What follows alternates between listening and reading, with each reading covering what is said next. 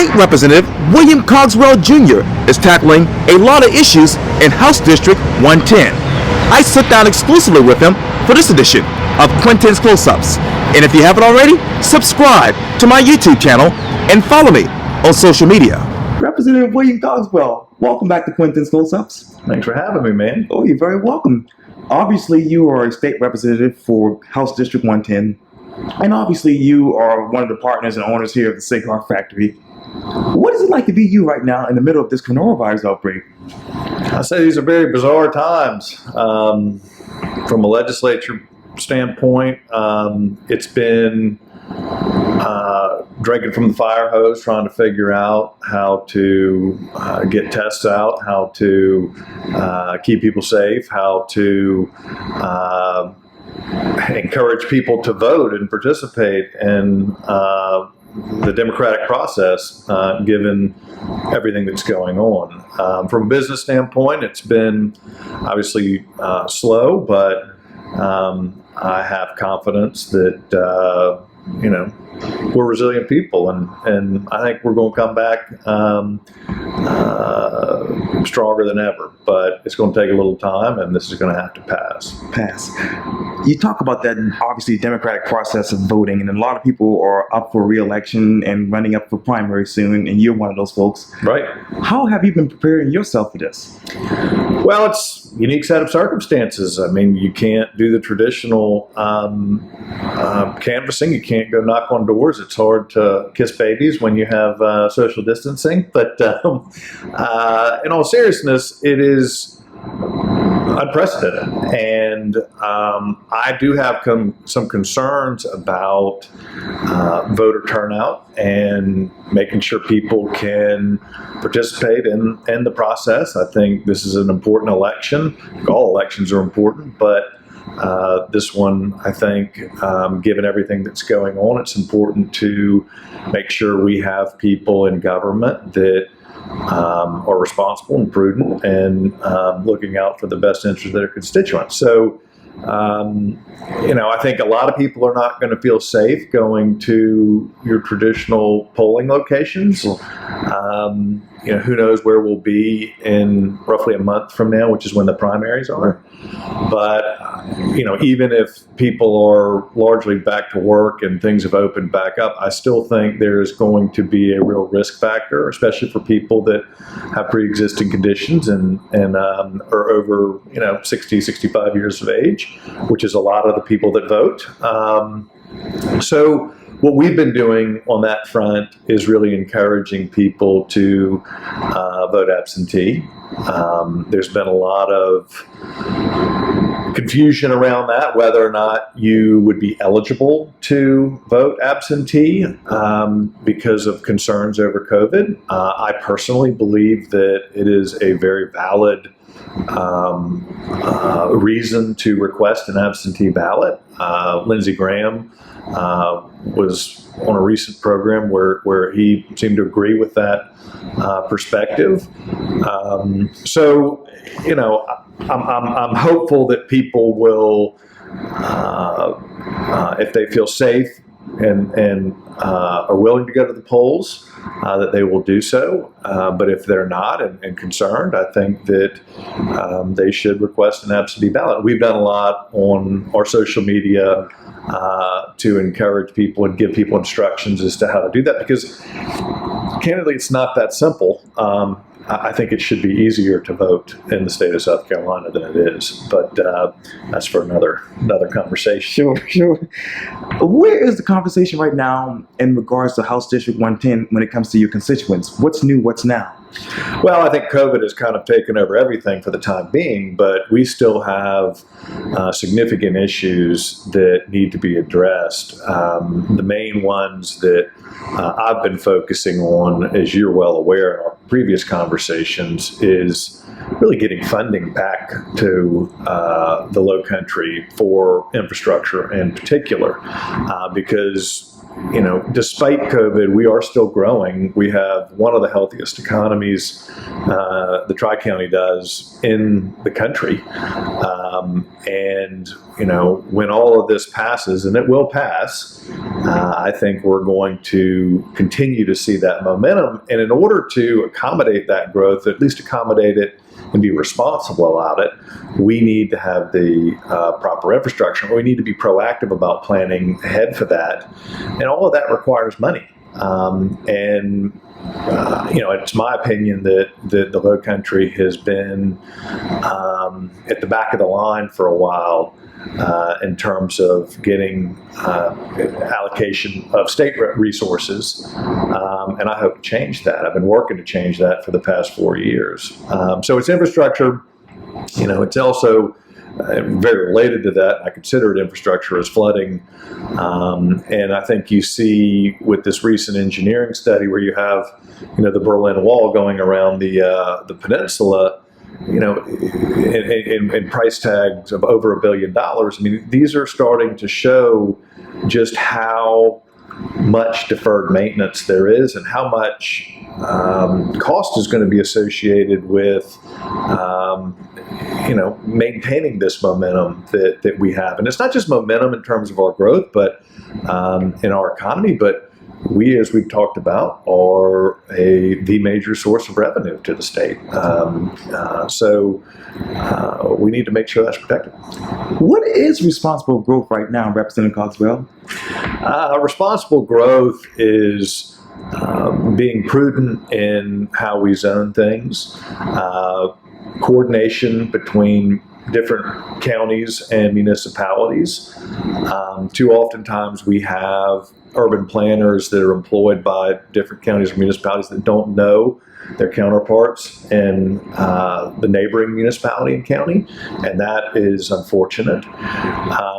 We need to have the Council of Governments have a little bit more teeth. Right now they basically are serving three masters and are really there to make recommendations, and I think a lot of their recommendations have been good, but counties don't have to take them.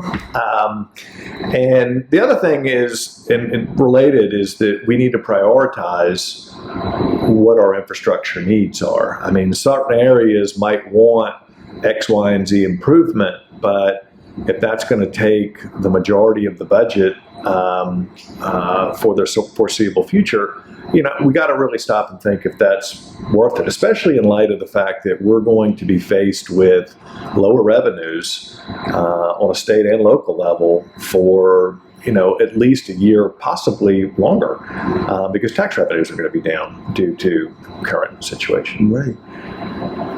What are those infrastructure needs right now in your district? The biggest, most pressing one, I would say, two. One would be what's going on off and around Cainhoy Road and 41. Right. And then obviously flooding in the peninsula in particular. I mean, flooding, there's also concerns over in West Ashley. There's even concerns in parts of Mount Pleasant. But in terms of my district, 110, which is the peninsula and a large part of Mount Pleasant, those are the two that are the most pressing, I would say. Pressing. Where is the money for the Cainhoy project? Well, it is, some of it is there, some of it is coming, some of it is unaccounted for. So, what's going on over on the Cainhoy Peninsula is exciting in the terms of there have been some real smart growth initiatives that have been done out there, but it still needs work, and it is one of the most rapidly growing parts of the state. And there again, it lies one of our issues, and it's not unique to our area, but it does compound in that is in Berkeley County. Oh, yeah. But it is, part of a municipality that's, City Hall is in Charleston County. Right. So it's just we need to be. And I'm not saying we've been terrible about working together, but we really need to be more in sync as a region. And I think we not only need to be more in sync locally, but the delegations need to be more in sync in terms of the representation up in Columbia, because we do have a decent amount of numbers when it comes to if you pull everybody together that touches Berkeley, Charleston, or Dorchester County. Sure. And they're all really good people, both Democrats and Republicans, and they all are looking out for the Low Country first. So, You talk about those smart growth initiatives, incentives. Where else would you use that in your House district? well, you can get really into the weeds on that, Quintin. I mean, take for example, just out the window, you have the Columbus terminal and then Union Pier. Right. There have been requests for a head tax, for example, on cruise passengers. And, I've talked to the mayor about that. I'm certainly open to that. And I've talked to Jim Newsom about that in the Ports Authority, and they're not quite as open. But, I think that if we are going to get revenue off the people that love Charleston and come visit Charleston, I think it's fair to figure out creative ways to do that. I mean, obviously, we have the sales tax, the accommodations tax, and on flooding, we're trying to work with the state and I think we're going to get there on the A tax part of the A tax, local A tax being able to be used for flooding relief. But there are other things like parking revenues, tax increment financing districts, empowerment. I mean, there are all kinds of different concepts that can be put into place both for state and federal funding. Right. So I'm working on that with the city, and we've been batting around some ideas. And actually, I think that the port is open to different ideas. So, this is one example, but it's going to be looking in every corner to take care of the needs that we have. There's no question. Let me get back to obviously trying to work together with the different municipalities, that is, and governments around Charleston. How do you do that in 2020? Well, I mean, look, one thing that is wonderful about the Low Country is that everybody loves the Low Country, especially people that live here. So, I think people want to do what's right by their region. And, there are some territorial aspects of it, but what I've found when I talk to people at the state level, the different members of the different delegations, both House and Senate, people all want to row in the same direction. And when I talk to urban planners at the city of Charleston, town of Mount Pleasant, they all want the same thing, and they're all trying to serve their residences and businesses. So, I don't think it's actually that heavy of a lift. It does take organization. It does take leadership. It does take good ideas that can be implemented. And there is a little bit of herding of cats, right? I mean, it's just a lot of different moving parts. Sure. And as I've said in my development world or my day job, I mean, that's largely what I do. You take a bunch of different moving pieces and try and corral them into one concept or idea. And you understand that whatever plan you come up with, that's not exactly how it's going to shake out, right? You need to have some flexibility, but target an end game or an end goal. And I do think that there's the desire across all sectors, all forms of government, the entire population that really want to make sure that that's done. How flexible do you think Jim Newsom and the Ports Authority will be with this head tax idea in your mind? I think from my conversations with the Ports Authority, they have very serious reservations about a head tax because they feel like it directly targets one sector of tourists versus another. And I think that's a very legitimate point. I think if there's a way to figure out a way to generate revenue off of not just people that are coming to town for a cruise ship, but for other purposes, that's what we need to be looking at and could potentially provide a lot more revenue, which, we're going to need, because even the head tax, which again, I'm certainly not opposed to the idea, but I mean, some studies have shown that it would generate about $8 million a year, and that's really not going to come close to covering what we need. So I'm thinking more, we're trying to think more holistically. Sure. And I do think that, for better or for worse, the port is a big economic engine for the state and has a lot of clout in Columbia. So I think we would be better served to have them as an ally in terms of trying to find funding for things like flooding, for things like infrastructure, than be on opposite sides of the table. And I think they're open to that. I know there's been years of friction between the port and the city, but and Mount Pleasant too. But I do think they want to be good neighbors, and I've been involved in those dialogues for over 10 years now, so I feel pretty well versed on where things stand. Where is the dialogue right now about the old Naval Hospital? Old Naval Hospital is moving along. It is a project that we've been working on for quite some time in my day job capacity. Sure. What we are working on right now with the county is we have not yet purchased it, but we are planning on purchasing it. The one kind of holdup, if you will, is we are trying to get the building listed on the National Register of Historic Places so that it will qualify for state and federal historic tax credits for its renovation, which is what we've used here at the Scar Factory, what we've used up at Garco, and it really helps an historic building be renovated in a way that it should be renovated, that respects its original architectural intent, and delivers a very high quality product that'll stand the test of time. So that's an important part of our development plan, and we've been from the very first conversations with the county, we've made that very clear.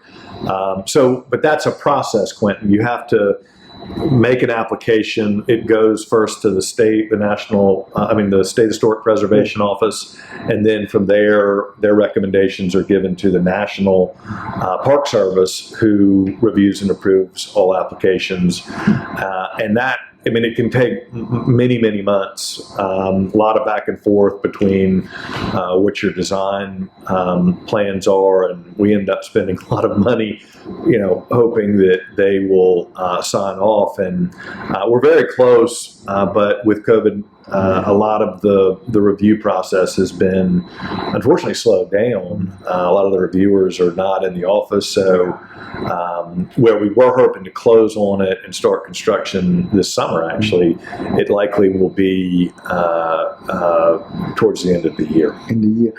How's that design looking right now? Well, again, one of the big issues that we have for the hospital itself is the entire ground floor. It's about 100,000 square feet.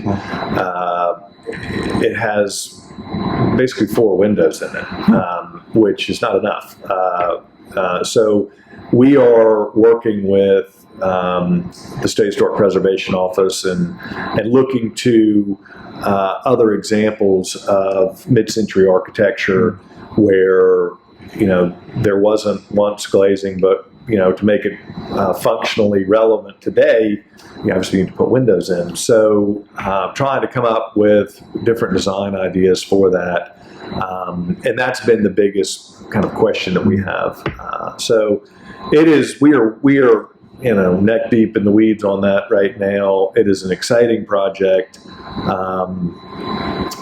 I'm really bullish on it. I think that part of the region is Navy base, the hospital, that part of Rivers Avenue where the bus rapid transit's coming in.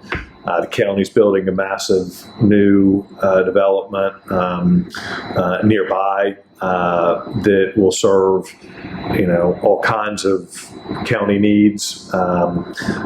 So it's to me, you asked about positive growth and positive planning.